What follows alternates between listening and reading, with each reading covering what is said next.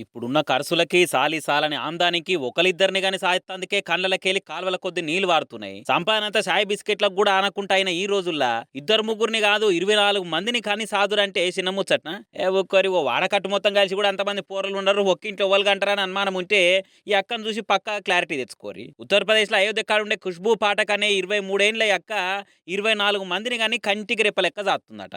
ఓసారి ఒక్కరు, ఒక్కోసారి ఇద్దరు, ఇంకోసారి ముగ్గురు ఇట్లా ఉట్టే వరకలా అందరు కలిసి 16 మంది ఆడపిల్లలు, 8 మంది మగ పోరగాళ్ళు ఉన్నారట. 2 ఏండ్లకెళ్ళి 18 ఏండ్ల పిల్లల దాకా అన్ని వయసుల పోరలతోని లొల్లి ఉండుకుంటా కలకలలాడుతున్నదట ఇల్లు. మరి వాళ్ళకు రోజు తానం పోసి పౌడర్ వేసి బట్టలు తొడిగే వరకల్లా సగం రోజు అయిపోతుంది. ఇంకా పని ఏం చేస్తుంది? ఆయనతో మంచి రిచ్ ఫ్యామిలీ ఇల్లు అంటే అట్లా కూడా కాదు. ఆమె ఇంటి ఆయన టాక్సీ నడుపుకుంటా బల్మీకి బతికెలా తీస్తున్నాడట. దాంతో వచ్చే ఆమ్దానితోనే ఇంటి నెల తీసుకుంటా ఇంత మందిని చాదన్నట. మీదికెళ్ళి అంత మందిని కన్నా కానీ ఆరోగ్యంగానే ఉండే వరకల తోటి ఆటోలు కూడా వాయమ్మనే అనుకుంటా పరిశాన్ అవుతురట. మరి ఇవాళ రేపు లక్షల జీతాలు ఉన్నాలే ఒకరిద్దరితో చాలు అనుకుని ఆపరేషన్లు చేయించుకుంటుంటే వీళ్ళు 2 క్రికెట్ టీంలకు సరిపడా ఎందుకు గనరట అని అంటే దేవుడిచ్చిండు మేము తీసుకున్నాము అని మురుసుకుంటా చెప్తున్నారట.